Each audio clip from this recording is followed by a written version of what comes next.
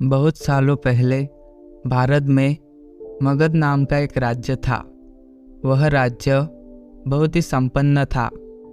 राज्य में एक सोनापुर नाम का गांव था, जहाँ के लोग अपना सारा काम दिन में किया करते थे, लेकिन रात होते ही सारे लोग अपने घर के अंदर चले जाते और कोई भी रात के समय अपने घरों से बाहर नहीं निकलता था।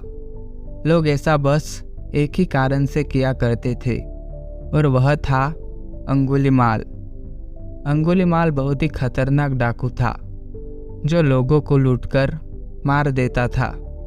वह लोगों के बीच डर बनाए रखने के लिए मारे हुए व्यक्ति की उंगलियां काटकर उसका माला बनाकर पहनता था।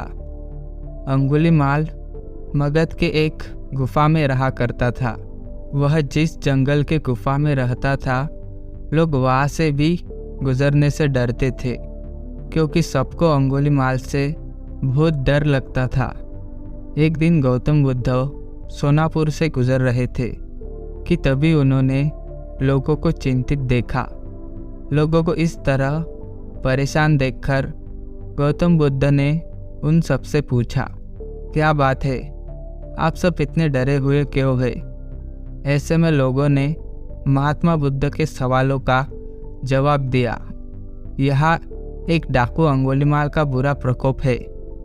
वह लोगों को लूटकर मार देता है और उनकी उंगलियों को काटकर उसका माला बनाकर पहन लेता है। इसीलिए हमारे गांव के लोग बेहद डरे हुए हैं। अब आप ही बताइए कि हम क्या करें? अच्छा, ऐसी बात है, तो फिर वह अंगुलीमाल रहता कहाँ है? महात्मा बुद्ध ने लोगों से पूछा। ऐसे में एक व्यक्ति सामने आया और महात्मा बुद्ध को बोला, वह जंगलों में रहता है।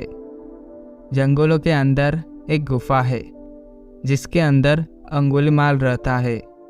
यह सब सुन लेने के बाद महात्मा बुद्ध अंगुलीमाल से मिलने जंगल की ओर चल पड़े। सोनापुर गांव के लोगों ने उन्हें रोकने की बहुत कोशिश की, लेकिन फिर भी वह नहीं रुके। वह जंगल की ओर चल पड़े। जैसे ही वह जंगल के पास जा पहुँचे, तब अंगुलीमाल अपनी गुफा में से निकलकर हाथ में तलवार लिए खड़ा हो गया। गौतम बुद्ध ने अंगुलीमाल को अनदेखा किया और आगे बढ़ चले। यह देखकर अंगुलीमाल बुद्ध का पीछा करने लगा। पीछा करते करते अंगुलीमाल जोर से चिल्लाकर बोला, ए सन्यासी, रुक जा। मैं तो रुक गया, तुम कब रुकोगे? तुम अपनी यह हिंसा कब बंद करोगे? महात्मा बुद्ध ने कहा। ऐसे में अंगुलीमाल क्रोधित हो गया। फिर उसने गौतम बुद्ध से कहा, सन्यासी, तू मुझे जानता नहीं है।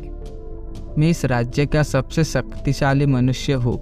मैं नहीं मानता कि तुम सबसे शक्तिशाली मनुष्य हो। गौतम बुद्ध ने कहा। यह सुनकर अंगुलीमाल बोला, अच्छा, अगर ऐसी बात है तो तुम ही बताओ कि मैं ऐसा क्या करूं जिससे तुम मानोगे। तुम जाओ और उस पेड़ में से 10 पत्तियां तोड़कर लाओ। महात्मा बुद्ध ने कहा। महात्मा बुद्ध के कहने पर अंगुलीमाल ने वही किया। वह पेड़ के पास गया और उसमें से 10 पत्तियां तोड़ लाया। फिर बुद्ध ने कहा, जाओ, अब इन पत्तियों को वापस से उस पेड़ में जोड़ दो। यह सुनकर अंगुलीमाल अचंभित हो गया और उसने महात्मा बुद्ध से कहा, यह कैसा बेहुदा मजाक है? भला कोई पत्तियों को तोड़कर वापस पेड़ से जोड़ सकता है क्या?